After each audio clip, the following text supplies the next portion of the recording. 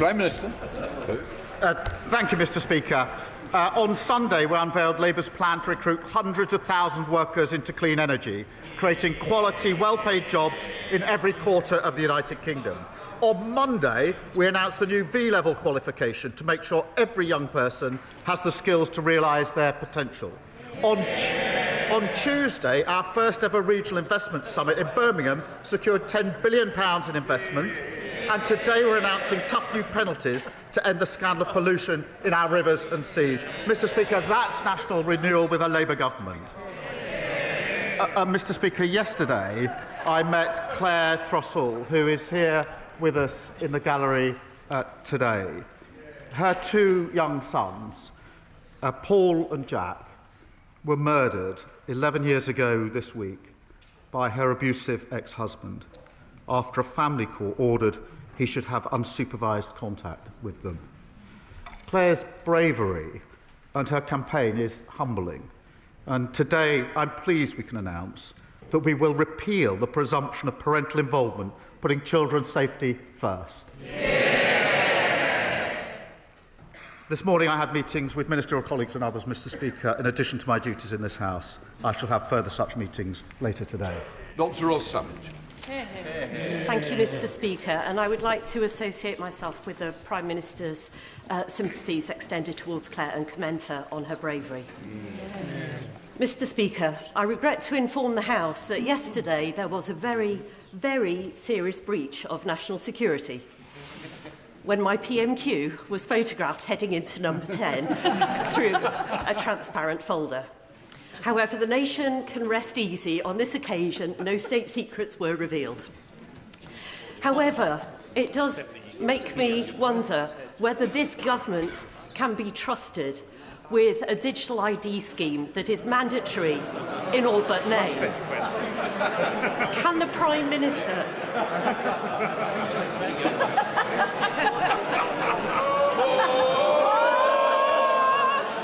I'd like to keep the Prime Minister on his toes. Will the Prime Minister reverse this misguided scheme, or will he persist with a plan that makes all of our personal data vulnerable to hacks and attacks? Yeah. Prime Minister. Well, I thank you for that question. The whole point of digital ID, of course, is that you can't see it, so that should at least deal with the first of her concerns. Look, it is important that we make access to services, public services, as easy as possible for people. And we all know the difficulties that so many people have accessing services, and digital ID has been shown in other countries to help. I do think this is an important step forward. I also think it's very important as part of our plan to tackle those who are entering our country illegally. Jane Kirkham. Thank you, Mr. Speaker. Households in Cornwall in temporary accommodation have increased by 265% in 5 years. So I'm delighted that this Labour government is investing £39 billion into social and affordable housing. Yeah. In Cornwall, we're developing a strategy to provide housing at sites like Pydar in my constituency, which need support from Homes England. Will the Prime Minister arrange for us to meet the Housing Minister at our Homes Cornwall launch next month to accelerate discussions on a strategic partnership for Cornwall so we can build the right homes in the right places for local people? Prime Minister. Well, I know the Housing Minister would be delighted to meet my honourable friend to help unlock new homes for her constituents. We are working closely with local authorities through our small sites aggregator to build new affordable homes on brownfield sites. My goal, Mr. Speaker, is to restore the dream of home and ownership, which was stolen by the government, by the opposition when they were in government. Thank you. Leader of the Opposition, Kemi Badenoch. Mr. Speaker, first of all, can I pay tribute to the former Conservative MP Oliver Colville, who has very sadly passed away after a long illness. Colleagues will remember him for his love of cricket and, of course, hedgehogs. He will be very much missed. Mr. Speaker, 4 victims on the Rape Gangs Survivors Panel have resigned. And they've resigned because they've lost all confidence in the government's inquiry. So I'm giving my first question to one of them, to Fiona. She said, being dismissed and contradicted by a minister when you're telling the truth, takes you right back to that feeling of not being believed all over again. Fiona's question is simple. What's the point in speaking up if we're just going to be called liars? Prime Minister. Can I thank her for raising that on behalf of Fiona, and let me give Fiona and the House my answer, Mr. Speaker, because the grooming scandal was one of the worst scandals of our time. Women and girls were abused and exploited by predatory gangs of men, and survivors have been ignored for many years, including by the state that, of course, is supposed to protect them. My vow to Fiona and them is that this national inquiry will change that. I do acknowledge that in recent days some members, including Fiona, have decided to step away from the panel. I say this, Mr. Speaker, should they wish to return, the door will always be open. But even if they do not, we owe it to them and to Fiona and to the country to answer the concerns that they have raised. The inquiry is not and will never be watered down. Its scope will not change. It will examine the ethnicity and religion of the offenders, and we will find the right person to chair the inquiry. I can tell the House today, Mr. Speaker, that Dame Louise Casey will now support the work of the inquiry, and it will get to the truth. Injustice will have no place to hide. Mr. Speaker, I doubt she'll be satisfied with that answer. He says that they could return to the panel if they wish to. Why would they do that? The government has been engaged in a briefing war against survivors. Elizabeth. Oh, really? They say shame? Why don't they listen to what Elizabeth had to say? Why don't they listen to what Elizabeth had to say? Elizabeth, who was abused in Rotherham from the age of 14, had this to say, and I quote, "The government has created a toxic environment for survivors." They were looking for answers from the Prime Minister, and what they've heard is Labour MPs saying shame at their words. Yesterday, Mr. Speaker, the Safeguarding Minister said Elizabeth was wrong. Who should we believe? The Prime Minister's Safeguarding Minister or Elizabeth? Prime Minister. Mr. Speaker, let me put on record my respect for all of the survivors who've been through the most awful ordeals. And I want to thank those that have been involved so far for the work in the process. What we're trying to do is to get this right and have an inquiry with survivors at the heart. As the Safeguarding Minister told the House yesterday, that's obviously not easy. They've all come with difficult experiences. There are a wide range of views, understandably, and every survivor does bring their own painful experience to this. The survivors met the prospective chairs this week, and we want to have them to have the chance to engage. I want survivors to be at the heart of this. I want an inquiry that can get to the truth. These are the hard yards, I accept that, but I want to press on and get this right. Mr. Speaker, he says that he wants survivors to be at the heart of this, but in his first PMQs this year, he said we did not need a national inquiry. And when he did, all of these MPs cheered. They were nodding their heads, including the Safeguarding Minister. They voted against the national inquiry 3 times. Yes, they did. Yes, they did. They voted against the national inquiry. They voted against the national inquiry 3 times, so the victims don't believe them. They can say no as much as they like. It is on the record. They don't like it, but it's true. Now, one of the victims has quit. Contrary to what the Prime Minister's just said and what the Home Secretary wrote this morning, they believe that the inquiry will downplay the racial and religious motivations behind their abuse. Aren't the victims right when they call it a cover-up? Prime Minister. Well, let me reassure the victims and the House that the scope of the inquiry will not be diluted, and we won't shy away from cultural or religious issues. And, Mr. Speaker, it was me that commissioned Baroness Casey in the first place, who gave me her recommendation in relation to a national inquiry, and we have, in the 4 months since then, finalised the panel and trying to get the leadership of this inquiry right, with survivors at the heart. Mr. Speaker, in that period, we have also reopened 1,200 historic closed cases. I have long argued, Mr. Speaker, that the criminal route where it can be pursued is the right route for perpetrators. We've introduced mandatory reporting of child sex abuse. I happen to think that is a vital safeguard. I've been campaigning for that for over a decade. I asked the last government to introduce it, and that fell on deaf ears. And that mandatory reporting of child sex abuse is something each and every one of them voted against earlier this year. And we've given victims and survivors the power to seek an independent review of their cases. But, Mr. Speaker, in relation to this inquiry, I want to go as fast as we can to get the justice that is deserved. I want to ensure survivors are involved in that, and we're balancing the two to get this right, and I'll continue to do so. Kemi Badenoch. Mr. Speaker, he's talking about mandatory reporting. I will remind him what Fiona asked. What is the point if the victims aren't going to be believed? What would be the point of mandatory reporting?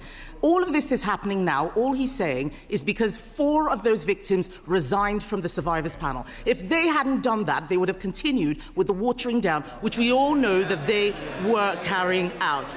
So, yes, the victims are right to be worried. He also talked about looking for a chair. It has been 10 months since we first called for a national inquiry. 10 months. It is shocking that they still do not have a chair. One of the final 2 candidates, Mr. Speaker, has pulled out, leaving a former police officer that the victims don't want. What they do want is a judge. They deserve a judge. So, Mr. Speaker, we are talking now. We are talking about the industrial-scale rape of women and girls. Unlike most of the inquiries going on, why is it that this inquiry doesn't deserve a judge? Prime Minister. Can I answer that? It's a serious point, Mr. Speaker, because whether it should be judge-led was looked at by Louise Casey, and she decided against that for a reason, and her reasons were twofold. I'll spell them out. The first was the speed with which we could do this. And it would have been... They asked the question, and the first was the speed with which we could do this. The second is really important, and that is that at the same time as the inquiry, I was absolutely determined that criminal investigations would go on at the same time. One of the problems that judge-led inquiries run into, I've seen and experienced this myself, is that they're often held back until the end of the criminal investigations. And I was determined that we'd be able to run the two together. And it's because of that, Mr. Speaker, that we've been able to reopen 1,200 historic cases at the same time. And, Mr. Speaker, she asks, what's the point of mandatory reporting that she voted against? I don't think she understands how it works. This, Mr. Speaker, is mandatory reporting of those that have had allegations made to them, and there's clear enough evidence they've then not passed that on. That is a fundamental problem in the system. That is why we've changed the law. They should hang their heads in shame for having voted against that vital protection. What he should hang his head in shame in is calling this a far-right bandwagon when we first raised this issue. The deputy leader, the future deputy leader, we all know who's going to win, called this a dog whistle. What we need to think about right now, Mr. Speaker, is the victims. It is the survivors. I spoke to one of them yesterday. Let's remember, these are victims who waived their anonymity, an incredibly difficult thing to do. And they believe that the safeguarding minister has lied to them and about them. One of the survivors has said, and I quote, "Jess Phillips needs to be removed because I don't think her conduct during this has been acceptable for the position that she holds." That is, those aren't my words. Those are the words of a survivor. It is a shame that Labour MPs are drowning that out. The member for Birmingham Yardley has clearly lost the confidence of the victims. Does she still have the confidence of the Prime Minister? Can I just say, Prime Minister, even if we are quoting somebody else, we shouldn't quote it because it's a direct allegation against a member of this House. So I'm sure that that's not what was intended, Prime Minister.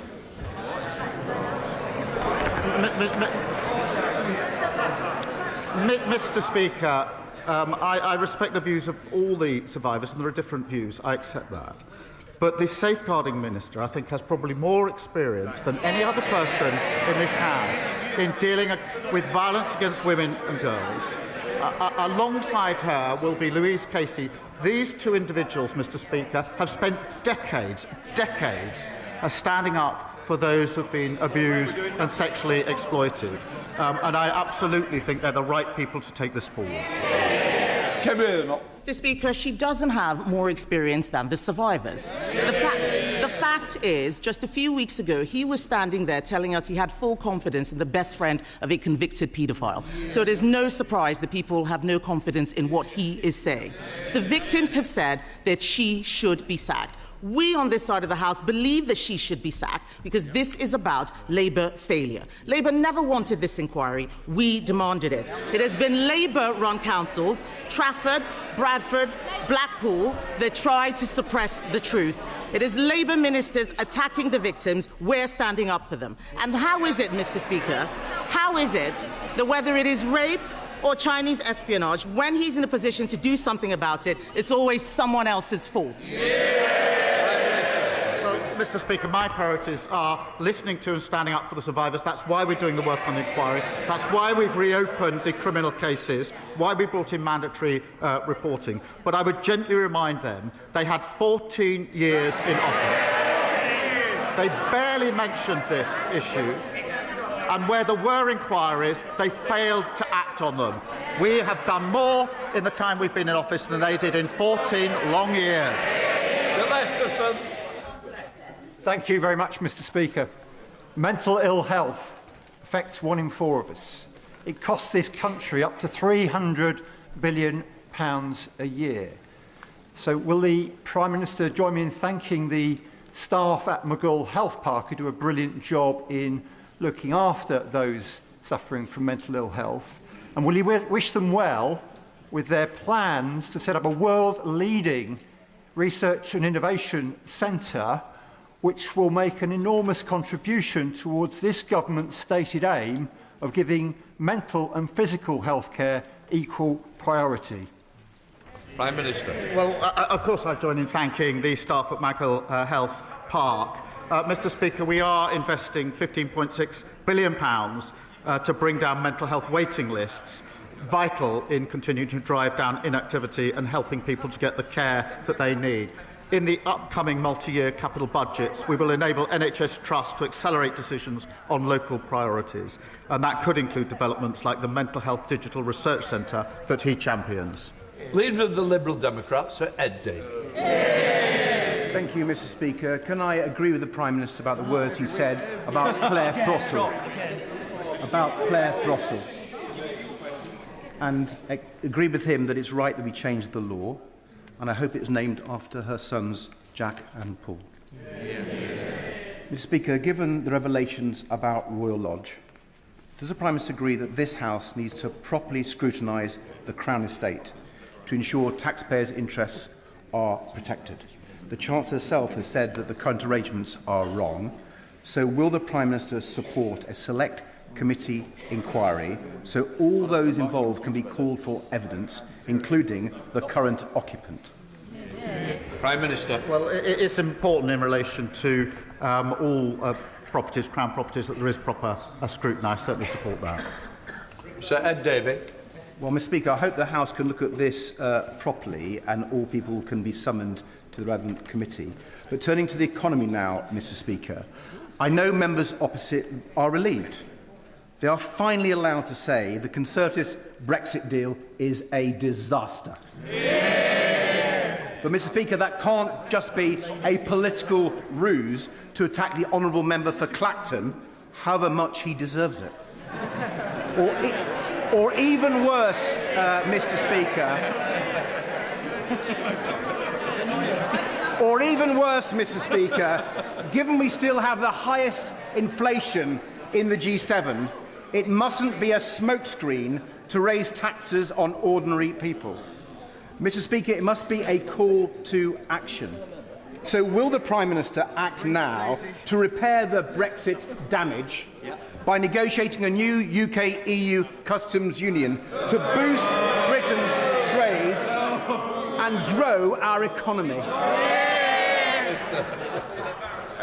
No, I don't think that's the way forward. What we've done is to have a much closer relationship with the EU, recognising the damage done by the flawed Brexit deal that the party opposite negotiated. We've also struck deals with India and with the US, record investment into this country, and the fastest growing economy in the G7 in the first half of this year. Daniel Francis. Thank you, Mr. Speaker. This summer, I visited every road across the Bexley and Crayford constituency to reporting potholes to ensure the £895,000 given by this Labour government to the Conservative-controlled council in the London Borough of Bexley is spent. However, the Conservative cabinet member responsible for roads on the council wrote to our local newspaper asking that I stop reporting potholes because it was causing work for the council. Will the Prime Minister join with me in urging my Conservative council to get on and spend that money to make roads like May Place Road East safe to drive on? So this is a local Conservative council telling him not to point out potholes in case they have to fill them. That's outrageous. Just like the record of the last 14 years. Mr. Speaker, we know how problematic, dangerous and costly potholes are to drivers. That's why we've delivered record investment to maintain our roads and fix potholes. That's £1.6 billion, Mr. Speaker. That money has been given to councils, but it comes with strings. So my message to reinforce this is clear to the council. Use the money, fix the roads, show how you're carrying out repairs, or lose the money because it's councils who get on with the job of fixing our roads. And I'll make sure the Road Minister follows up with him. Ellie Jones. Thank you, Mr. Speaker. Given that the TUC has calculated that the wealthiest 10% of households in the UK hold more wealth than everyone else in the country put together, does the Prime Minister agree with me that it is inequality, not immigration, that is a threat to our country? Well, Prime Minister. Mr. Speaker, we need to deal both with the levels of immigration and with inequality, and that's what this government is doing. And as we get on with trying to boost our economy, can I gently point out that if we want more equality, if we want our economy to be stronger, their party needs to start voting for some of the measures that will make it necessary. Michelle Walsh. Thank you, Mr. Speaker. In March 2022, I gave birth to my son by emergency C-section. Both my son and my life put at risk by a failing maternity service. In Nottinghamshire, we know failing maternity services far too well, with harm caused to mothers, babies and fathers. Over 2,400 families involved in the Donna Ockington inquiry. So does the Prime Minister agree with me that grief must be the engine of change, and where previous governments has failed, it is imperative that this government transforms maternity services so that every birth is an informed birth and every birth is a safe birth? Prime Minister. Well, can I extend my gratitude to my honourable friend and for all of those who spoke for their powerful and moving stories in the baby loss debate, I think, on Monday, Mr. Speaker. And I can assure her, I was actually at the Pride of Britain Awards on Monday night, and very many people came forward to me having heard some of the speeches from this House, particularly the personal testimonies. And so those stories really did have power in making the argument. We do need to fix what needs fixing, so we'll fix the maternity services, improve safety and make sure every mother is heard and gets high-quality care, Mr. Speaker. Mr. Speaker, my constituents have so many questions they'd like to ask the Prime Minister, but I'll settle for one today. Can the Prime Minister define when grey belt is really grey? Prime Minister. Well, Mr. Speaker, let me give a simple example. We had an example of green belt, which was in fact a car park where building didn't take place, a non-green belt, which was an open playing field where building did take place. That doesn't make sense to me, and that's why we've got the policy we have. Thank you, Mr. Speaker. 12-year-old Millie Blair from Oundle, who joins us today in the gallery along with her mum Gemma, her sister Jessica and her dad Gordon. On Millie's 11th birthday, she was diagnosed with a rare bone cancer, which led to her leg being amputated. Millie attends Prince William School but cannot access the lower playing field because the slope is too steep. Her parents, the school and I have asked East Midlands Academy Trust to put in a ramp. They've refused, claiming they are not subject to certain parts of the Equalities Act. Would the Prime Minister agree with me that the Trust has an absolute moral obligation to make these adjustments so that Millie can have full access to all of the school so she can play and thrive with all of her friends? Prime Minister. Can I just welcome Millie to the gallery? She's looking down. I appreciate the members opposite can't see it, but she's smiling down with the courage and positivity that I know is everything to her, and we absolutely salute that, and we're humbled by it. In relation to the decision, Mr. Speaker, I really do find it hard to understand how a school trust could make a decision like that in relation to the ramp. And rather than, as it were, berate them from here, I would just implore them on behalf of, I think, everybody here, and Millie in particular, to just look again and please, I hope with the endorsement of the whole House, to reconsider that decision, put that ramp in and match the positivity and the courage that Millie has shown all of us. And I thank the honourable friend for raising this campaign. Will Forster. Thank you, Mr. Speaker. The Times has reported that local elections across the country will be delayed for a second year in a row. The leader of my local authority, Surrey County Council, has had to go on record to say that he hasn't called for elections to be cancelled, but other Conservatives clearly have.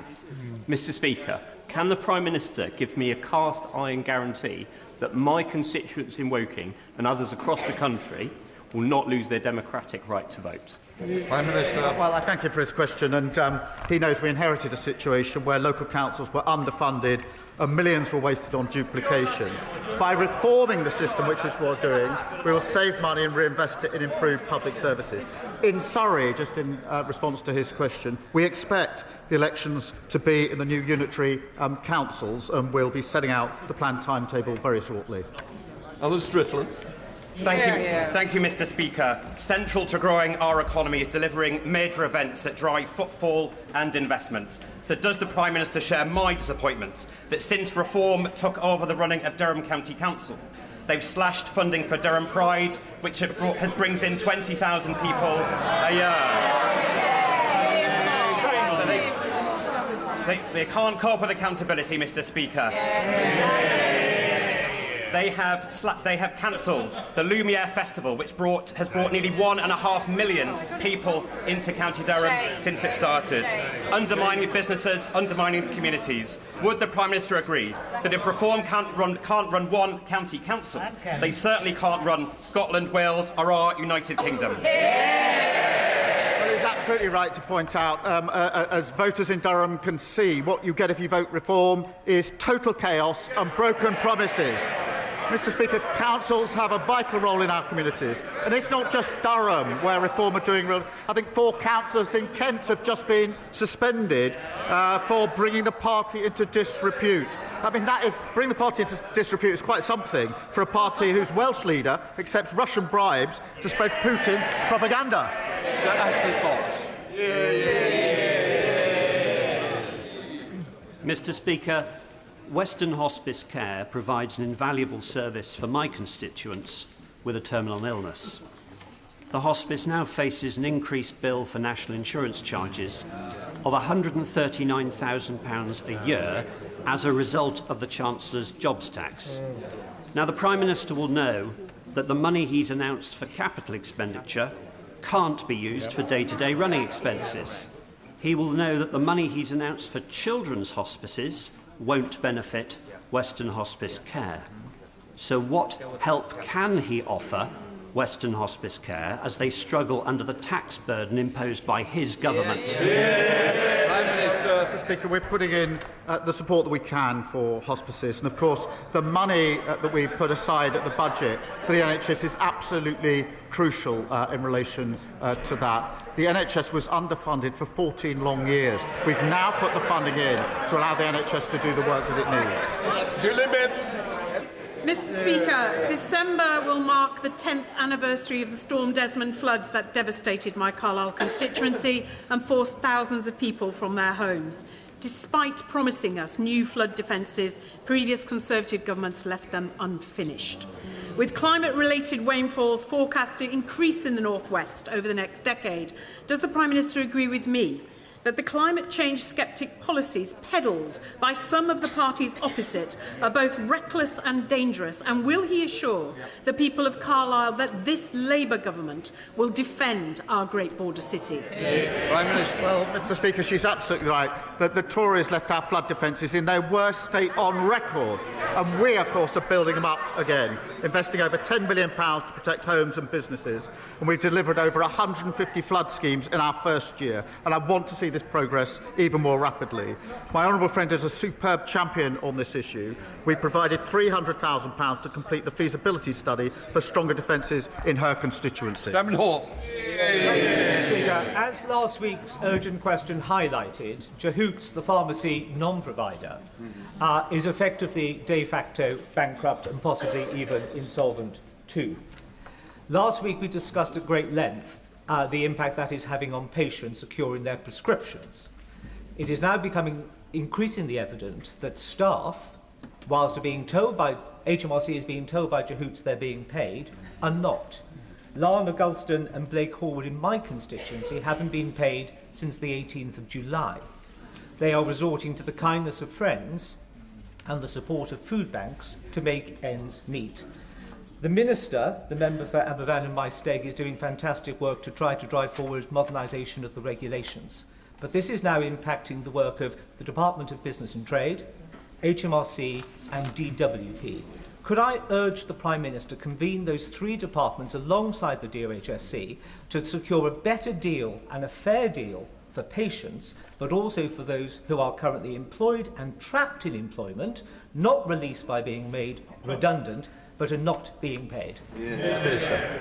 Well, can I thank him for raising this really serious issue, as he's done on a number of occasions, because it affects constituents of his, but also across the country. And it's simply unacceptable that customers and staff have been so badly let down. I know he will be meeting the relevant minister, but just let me update him here and now in a couple of respects, because officials are currently reviewing whether the Integrated Care Boards and the General Pharmaceutical Council need additional powers to address pharmacy businesses that do not play by the rules, and I think that's exactly the point he raises. That could include powers for the councils to go after business owners in addition to the pharmacy professionals. There'll be more detail when he has his meeting, but I thought it helpful to give those two indications. Thank you, Mr Speaker. Well over 1,000 youth clubs have closed in this country since 2010, with a huge negative impact on our young people. This is despite the fact that youth clubs have had a long positive history in this country for helping young people to mature in a healthy fashion. In particular, FAB clubs help disabled and non-disabled people to build friendships in an inclusive environment. The FAB charity are here in Parliament later today to gain support for their work. So can I ask the Prime Minister to commend the work that they do, and can I also ask him to consider how best to support the youth club movement to help the next generation of young people grow into well-adjusted adults? Well, can I thank my honourable friend for his question? He's a credit to his community. I know firsthand he's done so much hard work to help heal, to rebuild and to look to a brighter future for Southport. Can I welcome FAB Charity to Parliament? They do fantastic work, Mr Speaker, to help break down barriers. And I'm proud that Labour is backing our youth clubs with £30 million of grant funding, doubling the numbers of youth hubs and providing a youth guarantee with earning or learning guaranteed for our young people. Our national youth strategy will be set out in the autumn. Rebecca Smith. Thank you, Mr Speaker. last week I invited the Prime Minister to match the Conservative pledge to scrap business rates for our high streets. However, he declined. Instead, he pointed me towards the small business strategy. Since then, businesses have been in touch to tell me that this strategy will make little or no difference to their future. With 14,000 high street businesses expected to close this year alone, and with retail businesses in my constituency facing a doubling of their business rates, when will this Labour government deliver on its commitment to reduce business rates, given that they are unprepared to accept our policy of scrapping them altogether? Mr. Speaker, our small business plan was drawn up with small businesses. I sent her a copy online. I hope she shared that with the 3,000 small businesses in her constituency. They show what we're doing. Well, we're reflecting what they asked us to do before they shout rubbish. This is what they asked us to do. £1 billion of additional lending to small businesses, £3 billion extra for small businesses to scale up, dealing with late payments with the biggest reform for 25 years. Alex Mayor. Thank you, Mr. Speaker. As Britain faced peril in World War II, Winston Churchill took a radical step. He changed the clocks to shift extra daylight into the evenings. As the clocks go back this weekend, would the Prime Minister take a look at the evidence on trialling Churchill time again to cut carbon, reduce bills, improve road safety, boost the hospitality industry, and be the Prime Minister who will brighten up all of our lives? Prime Minister. Well, I thank her for her question, and we'll look at the relevant material. Thank you, Mr. Speaker. Many in Glastonbury and Somerton are forced to travel hundreds of miles to see an NHS dentist, or suffer in agony, or fall into debt to pay for private treatment, or turn to DIY dentistry, like Jennifer, who extracted 2 of her teeth over the weekend. They simply can't wait for the consultation on the broken NHS contract. Mr. Speaker, they deserve immediate action. So will the Prime Minister outline what measures he's taking to end the dental desert in Somerset for good? Prime Minister. Can I thank her for raising this, because added to the list of shocking things the last government left was the shocking state of NHS dentistry, broken like everything else under the last government. In relation to her question, we are rolling out extra urgent care appointments. In Somerset, Integrated Care Board is expected to deliver over 13,000 extra dental appointments this year, and I'll give her more details in due course. We're also reforming the dental contract, which will shift focus onto retaining NHS dentists. Final question now, please, Pothole.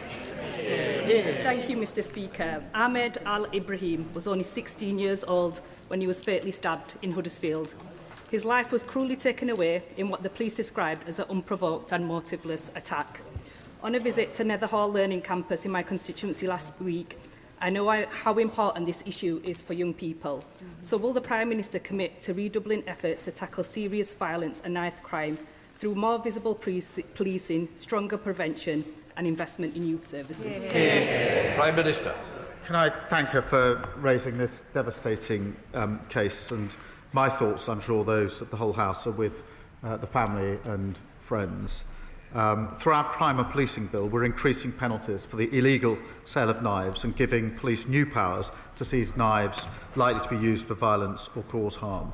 We've also launched a coalition to tackle knife crime, to bring together campaigners and community leaders to tackle the root causes of knife crime and help protect the next generation.